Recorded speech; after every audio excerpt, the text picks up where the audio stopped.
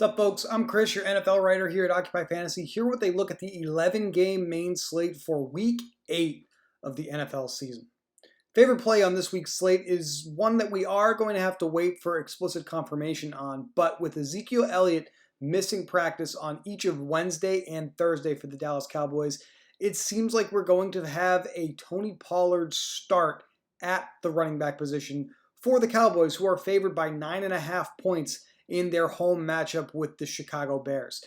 This will be a great opportunity for Pollard to showcase his skills because the Bears are ranked in the bottom half of rush defense in the league, while the Cowboys' rushing offensive line blocking is ranked in the top half of the league. In fact, it's even ranked in the top 7, it looks like right now. So Pollard has only had one prior opportunity to fully play for the Dallas Cowboys in a spot without Ezekiel Elliott. It came all the way back in Week 14 of 2020 in a game against the San Francisco 49ers. Very forgettable game unless you were playing DFS back then between the Cowboys and the Niners, who were both pretty poor teams that year. Raw numbers don't look super great here, but we see Pollard had 12 of the 16 total backfield rushes, with only Tony Pollard and Rico Dowdle at running back getting touches in that particular week in 2020.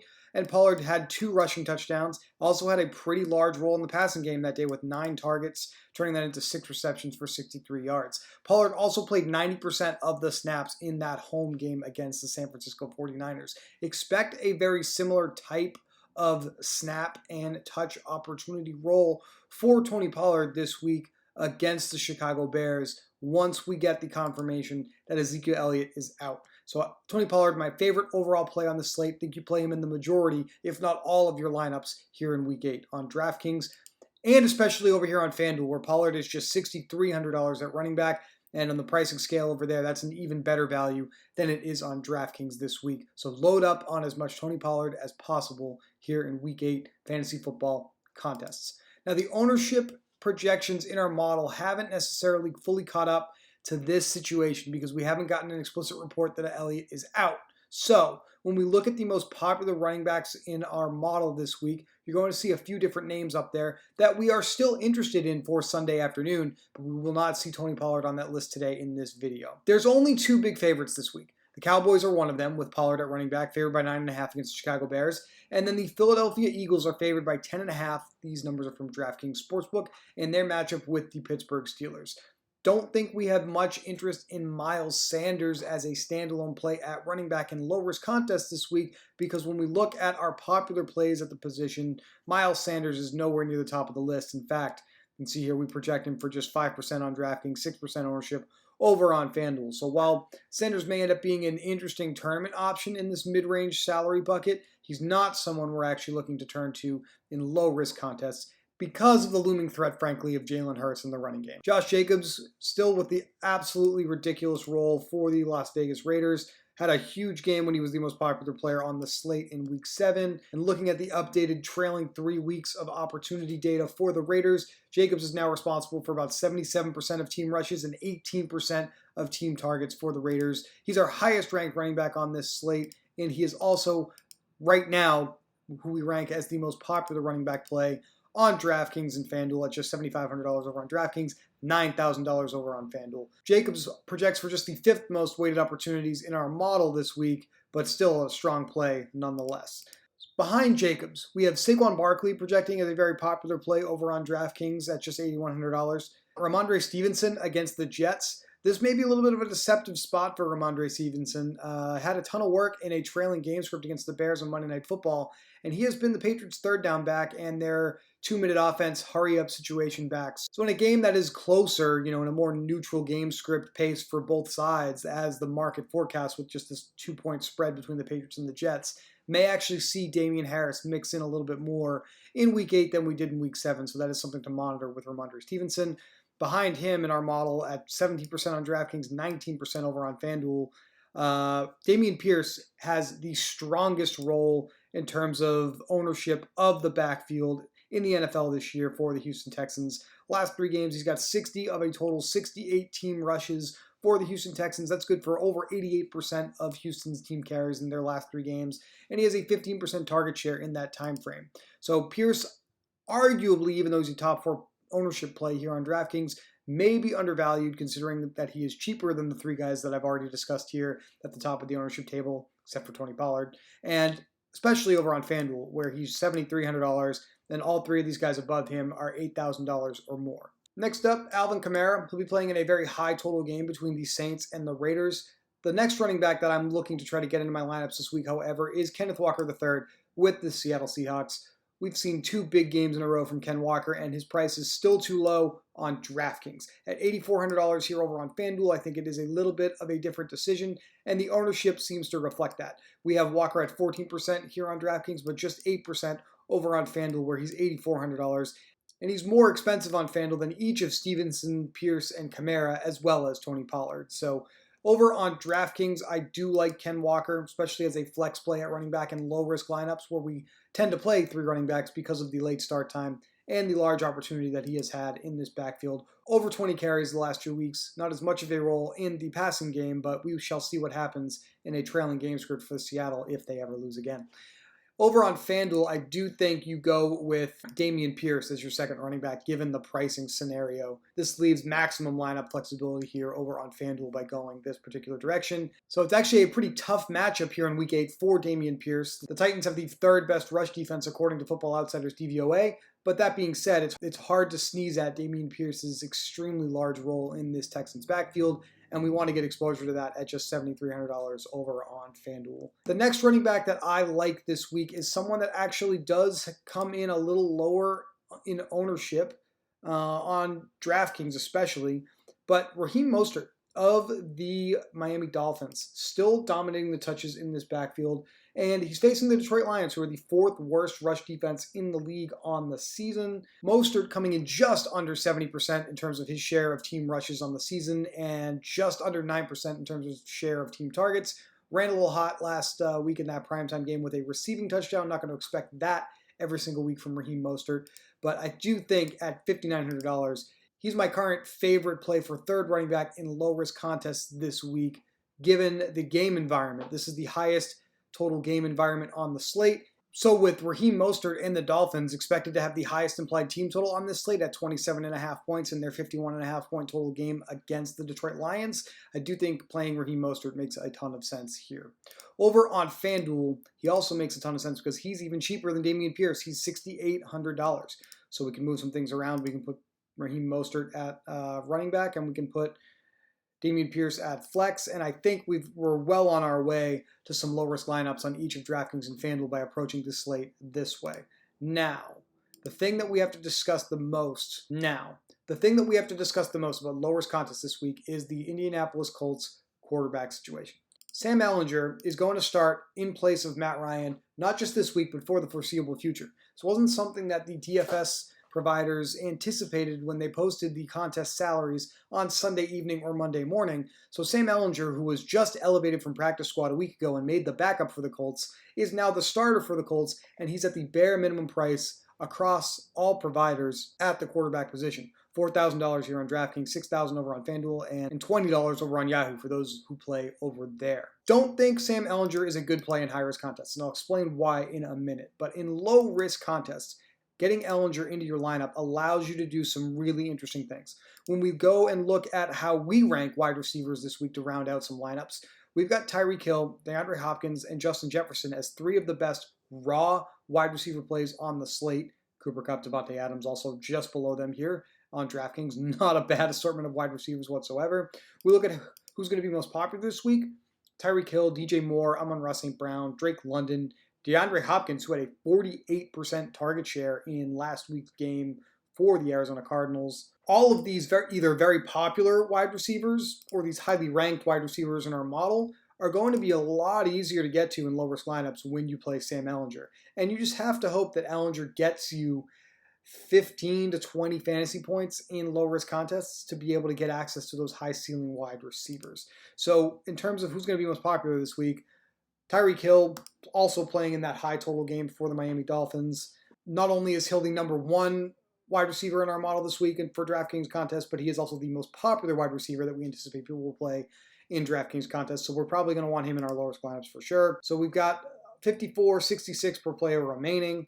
We see DJ Moore coming in second most popular this week. We have an 11 target projection now that the Carolina Panthers have no more players, and we think DJ Moore will be another reasonable player to put into some low-risk lineups this week. So DJ Moore, 5,300, slot him in. Now we've got 55.50 per player remaining. One of the other high total game environments on this slate, the Arizona Cardinals visiting the Minnesota Vikings. DeAndre Hopkins has shown that he's going to be the alpha without Marquise Brown for the Arizona Cardinals from Kyler Murray. So we go with DeAndre Hopkins and his large role in that offense. And now we have $3,700 per player remaining if we play the Commanders defense. I do think the Commanders defense, even though this is not super correlated with Sam Ehlinger, are going to be an extremely popular play this week. In fact, looking at our model, we have the Commanders as the fourth most popular play on DraftKings. But if you don't want to do that and you want to just sort of punt off defense entirely, we can look at the tight end position and then come back to defense later and see what fits. We're going to be able to play up to $4,000 at tight end because our cheapest defense is $2,300 this week.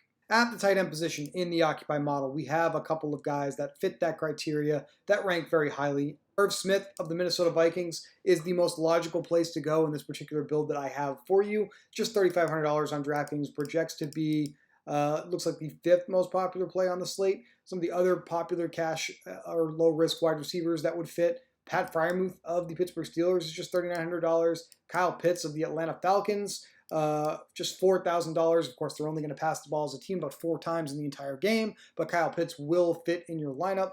I'll go with Irv Smith for some correlation with DeAndre Hopkins here in this particular build, and I've got $2,800 for a defense. Now, in high-risk contests, the problem with playing Sam Ehlinger is pretty simple in my mind. And frankly, it's just that this is a 39.5-point total game, and the Colts are only projected to have an implied team total of about 21 points. I don't know if there's enough juice here for Ehlinger and some Colts teammates to get there for us. You know, we like to get a couple of teammates with our quarterbacks plus a run back when we're playing high-risk lineups. We like to game stack, and I don't see a viable path to game stacking this 40-point total game here. Will people play high-risk lineups with just Sam Ehlinger from the Colts and no one else from this Indianapolis and Washington game? They certainly will, and I think that that's an environment that will actually benefit us if we continue to play the way that we know how to play these contests effectively. Now, don't just take my word for it. Going back over to our model, we've got Sam Ehlinger as the second worst quarterback play on DraftKings this week, and he is third worst on FanDuel. So not a ton of upside at the projected ownership, in our opinion, in a low total game for the Indianapolis Colts here in Week 8 with Sam Ehlinger. Now, mentioned in last week's video that our highest ranked quarterbacks are running super hot in the model this year. Last week we had Joe Burrow at the top of the model, and once again Joe Burrow stacks had a phenomenal day in Week 7 contests. You needed that Burrow and Chase connection once again to have a really, really strong day in Week 7. What's it going to take this week? Haven't talked too much about Jalen Hurts and the Philadelphia Eagles, but they do have the second highest implied team total on the week at 26.75 points right now in their matchup with the Steelers. It's a roughly league average pass defense that Hurts will be going up against, and there's some pretty clear partners that we can stack with Jalen Hurts in a high-risk lineups. The only real downside to doing this, of course, with Jalen Hurts is that he's the most expensive quarterback on the slate. But we've got a lot of paths we can take. We can go with A.J. Brown, and we can go with Dallas Goedert. If we won't need to save a little salary to make it work, we can certainly go with Devonta Smith. All three of these receivers, Smith, Brown, and Goddard, have had very similar opportunities over the last 3 weeks of play from Jalen Hurts. Brown leads the group with 22 targets in the Eagles' last 3 games, and then each of Smith and Goddard have seen 20 targets in the last 3 weeks. So playing Hurts with 2 of these guys, all 3 of these guys in high-risk contests, may be something you can consider, but you can already see the salary is going to make it a little difficult to do so this week. In terms of underperforming wide receivers on the other side, if you've been a Steelers fan watching every single game, you already know the answer to this question. Deontay Johnson has still seen a ton of targets from Pittsburgh quarterbacks, whether that's Mitch Trubisky or Kenny Pickett over the last few weeks of play. Just hasn't necessarily had the giant box score games that we're looking for at the target and air yard opportunity that he has had. It's going to happen if the volume stays there. Deontay Johnson is our number 1 underperforming wide receiver this week based off of his target and air yard role, and he is the most logical Steeler to use as a bring back in Philadelphia Eagles stacks this week. With 42.66 per player remaining, I definitely think you can find a way to finish off this lineup to have a shot in some high-risk contests this weekend. Not a game that is very high on my list because I don't have a lot of faith in the Steelers keeping it competitive, and we may not actually see Hurts have to get there in the passing game. That is my biggest concern here with trying to stack this particular game. The Arizona Cardinals and the Minnesota Vikings. On the Arizona side, Zach Ertz just made the cut on our underperforming wide receiver list as a tight end this week. Despite playing a bunch of snaps, seeing 24 total targets over the last 3 games for the Arizona Cardinals and having just a bunch of opportunity to make big plays, Zach Ertz has not scored a touchdown in that time period.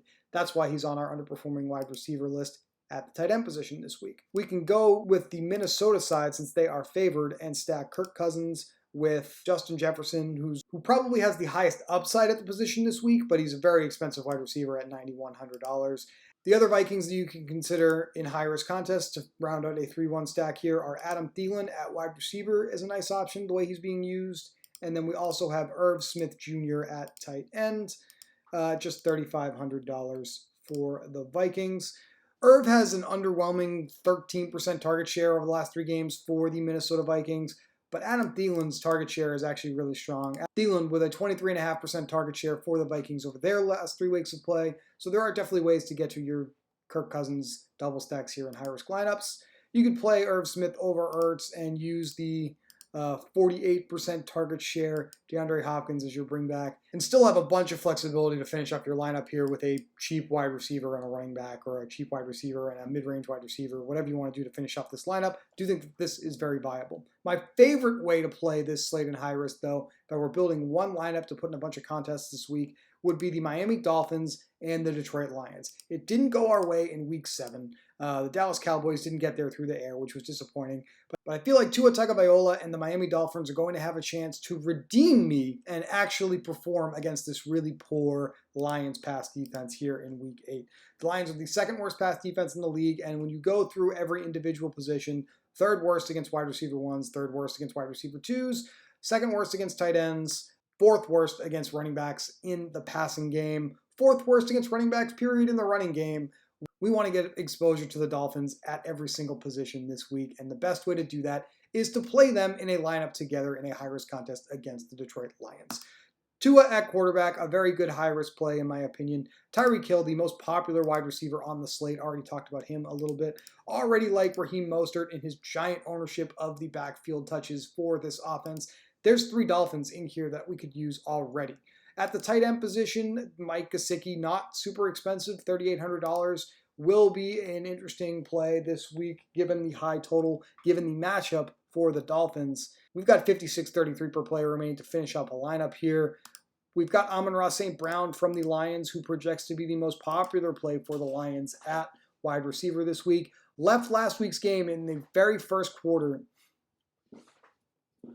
Super frustrating last week for us if you played Dallas and Detroit, and Amon-Ra St. Brown was your wide receiver from the Lions, and he left the game in the first quarter with what was deemed a concussion. First and foremost, we're extremely happy that Amon-Ra St. Brown is completely fine. Concussion protocol rules now that have been revised because of Tua Tagovailoa's situation earlier this season are the reason that Amon-Ra St. Brown was taken out of that game. Apparently he's okay, even though he is still in the concussion protocol and listed as questionable here on Thursday evening in week 8. At this time, we're pretty optimistic that he's going to have a chance to suit up and play his full complement of snaps in week 8. So I like using Amon-Ra St. Brown as the bring back in a Dolphins build. To make some of these more expensive builds work, we're probably going to need some cheap punt wide receivers. So I want to be clear, these would fit into the category of what we call our high-risk, large field trash plays and some of our showdown plugs if you're reading that content at OccupyFantasy.com. And the 2 wide receivers that I think fit the bill this week, Terrace Marshall of the Carolina Panthers. Marshall ran 23 routes last week, which was just 1 less than DJ Moore.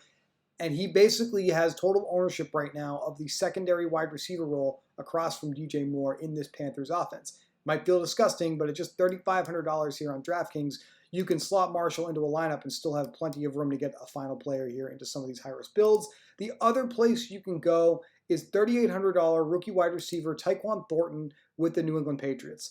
Thornton just straight up played ahead of Nelson Aguilar for the Patriots last week. He played 85% of offensive snaps despite all of Jacoby Myers, Devontae Parker, and Nelson Aguilar being available. So it sounds like the Patriots' second-round rookie, who is now preparing for the Week 8 game against the Jets with the Patriots, who not on the injury report whatsoever, has cracked the starting lineup for them, and the pricing has not necessarily caught up to that. So regardless of who the quarterback is for Tyquan Thornton, I do think he's someone that you want to consider here. Last week against the Bears, Tyquan ran 30 routes, 6 of them from the slot, so the majority of his routes will be on the outside of the formation, and that means he's going to see high-value targets deep down the field from Patriots quarterbacks when he's in the lineup. At $3,800, that's the type of play you can put into some of these more expensive, high-risk lineup builds to help you get to where you need to go with the rest of your lineup.